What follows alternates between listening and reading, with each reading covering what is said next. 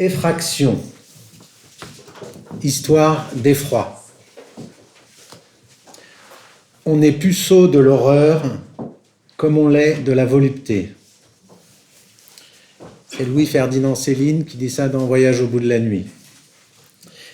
Nous avons travaillé en mars dernier lors de notre 40e colloque sur le fantasme. Pour faire la transition avec notre sujet du jour, le traumatisme, je ferai appel, encore une fois, à Louis-Ferdinand Céline, qui, au début de son voyage au bout de la nuit, écrit « C'est difficile d'arriver à l'essentiel, même en ce qui concerne la guerre. La fantaisie résiste longtemps. » C'était un vendredi soir, j'étais chez moi, lorsque le téléphone a sonné vers 21h30. C'était Fernando de Amorim au bout du fil. « Allô, Jean-Baptiste, il y a des coups de feu dans Paris. Pour le moment, nous ne savons pas ce qu'il se passe. Tenons-nous prêts à prêter main forte aux collègues qui assurent la permanence du service d'écoute téléphonique d'urgence. Je ne suis pas à Paris, je suis sur la route. Prévenez les collègues de l'école et tenons-nous au courant. » J'ai allumé la radio et a commencé une longue soirée et une longue nuit. J'ai appelé Sarah D'Angréo, qui assurait la permanence du CETU, et envoyé un mail collectif aux collègues cliniciens du RPH. Et puis sont arrivés les messages des proches sur le téléphone portable. « Où es-tu ? Est-ce que ça va ?» Des échanges de paroles et de mots jusque tard dans la nuit. Depuis le 8 septembre 2021, c'est-à-dire il y a quelques semaines, a commencé le procès des attentats du vendredi 13 novembre 2015, qui va durer 9 mois. Et nous pouvons entendre les comptes rendus des témoignages actuellement des victimes. Le titre de ce colloque parle de temporalité au pluriel. Évoquer pour commencer mon intervention 2 temps distincts autour d'un événement traumatique m'a semblé bienvenu. En 1920, au sortir de la Première Guerre mondiale, Sigmund Freud rédige un article célèbre, dont il a déjà été question auparavant, intitulé « Au-delà du principe de plaisir ». La théorie du traumatisme psychique qu'il y développe a largement inspiré le titre de mon intervention. Freud décrit dans cet article le fonctionnement de l'appareil psychique et la tâche qui lui incombe, avec les différents stimuli qui le parcourent. Il distingue les stimuli provenant de l'intérieur et les stimuli provenant de l'extérieur. Il considère l'enveloppe extérieure comme un filtre permettant de limiter la quantité de stimuli provenant de l'extérieur à traiter par l'appareil psychique. Il dénomme ce dispositif par stimuli, par excitation dans les anciennes traductions. Sans ce par stimuli, l'appareil psychique devrait traiter une quantité de stimuli gigantesque, tâche impossible. Il arrive, dans certaines circonstances, qu'un stimulus extérieur, par son intensité, traverse le par stimuli et fasse ainsi effraction. C'est alors qu'il y a, selon Freud, trauma. Je le cite, « On peut, je crois, risquer la tentative de concevoir la névrose traumatique commune comme la conséquence d'une effraction large du par stimuli. Ainsi, la névrose traumatique qui apparaîtra après un temps de latence plus ou moins long est une tentative après coup pour le psychisme de se réapproprier ce qu'il avait initialement totalement débordé et qu'il n'avait pas été en mesure d'assimiler. En témoignent les cauchemars et les reviviscences diurnes, symptômes qui illustrent le travail psychique en cours. Vous trouverez une illustration remarquable de ces phénomènes dans le film d'Harry Folman, datant de 2008, Valse avec Bachir. Notons que, pour Freud, l'un des éléments essentiels de cette explication du traumatisme, la dimension surprenante et inattendue du surgissement du stimulus qui va faire effraction. Il utilise pour cela le terme effroi. qu'il distingue de la peur et de l'angoisse comme suit. Je le cite.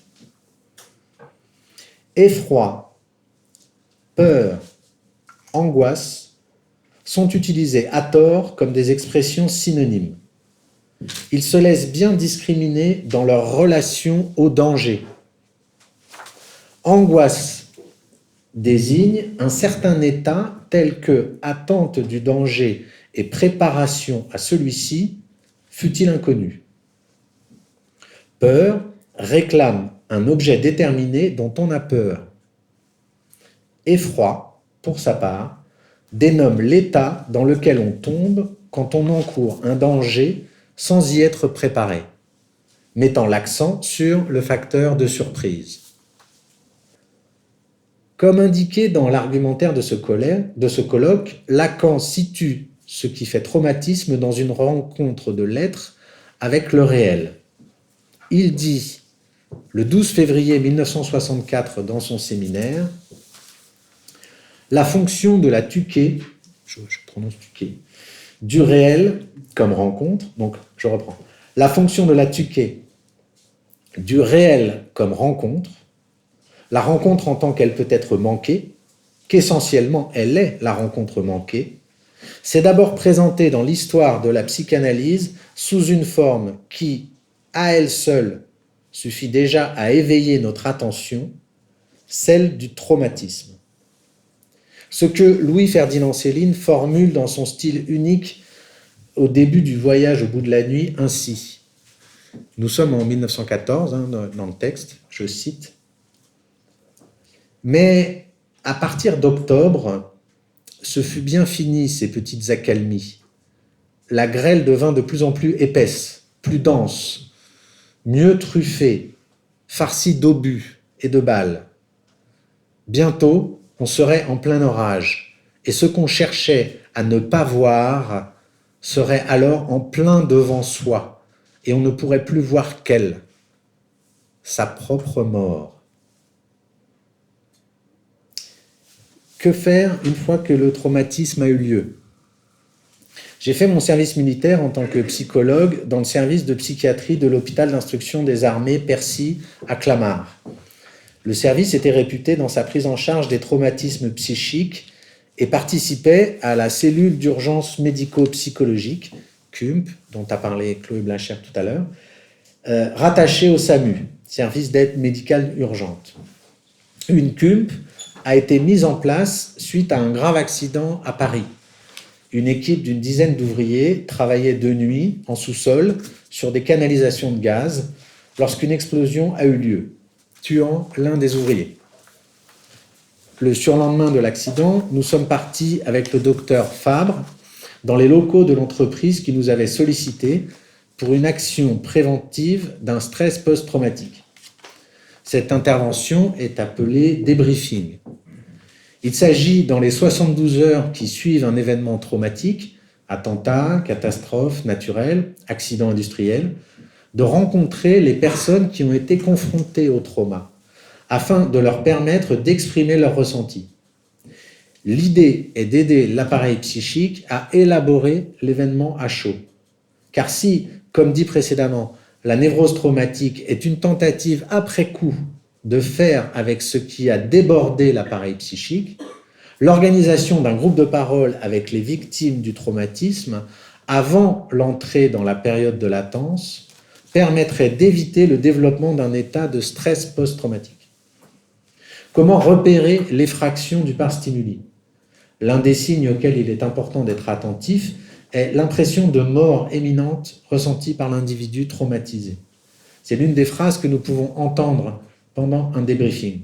« J'ai pensé que j'allais mourir » ou bien « Je me suis demandé si j'étais mort ». Pour la situation dont je vous parle, il faut imaginer une équipe de nuit travaillant sur un chantier en sous-sol lorsqu'il y a une explosion très forte, comme un coup de grisou. C'est l'explosion inattendue qui fait effraction. Nous avons donc passé plus de 2 heures avec les membres de cette équipe d'ouvriers directement concernés. Les CUMP ont été mises en place en 1997. Depuis quelques années, la pertinence du débriefing comme pratique préventive est questionnée. J'ai pu observer lors de cette intervention l'attitude, les attentes et la confusion des cadres de cette entreprise qui pensaient que la CUMP allait recevoir tous les salariés de l'entreprise, plus de 300 personnes. Or, la situation traumatique, l'explosion de la conduite de gaz, n'avait été vécue que par l'équipe de nuit qui travaillait sur cette canalisation. L'ensemble des salariés, bien sûr, est touché par le décès d'un collègue. L'ensemble des salariés peut se demander si les conditions de travail sur les chantiers sont suffisamment sécurisées. Ce questionnement, cette appréhension, voire cette peur, peuvent être tout à fait légitimes, mais ne constituent pas un traumatisme. Il me semble qu'il y a là une base de questionnement sur la pertinence des cellules de prise en charge psychologique selon les circonstances où elles sont mises en place. Je laisse la question ouverte. Pour conclure, je voudrais attirer votre attention sur 3 ouvrages qui me semblent pouvoir donner un prolongement intéressant à notre journée de travail. Il s'agit de 2 bandes dessinées et d'un texte, tous 3 remarquables. Le mercredi 7 janvier 2015, en fin de matinée, avait lieu l'attentat meurtrier dans les locaux du journal Charlie Hebdo. Le bilan de l'attentat est de 12 personnes assassinées et 11 blessés, dont 4 graves.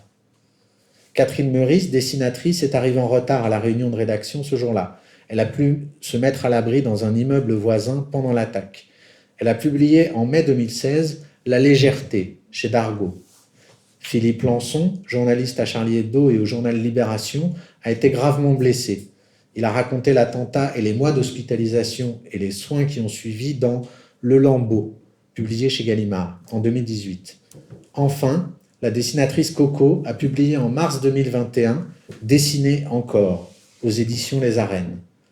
Leurs mots et leurs images valent mieux que bien des discours et nous montrent qu'il est possible de construire un au-delà de l'effroi.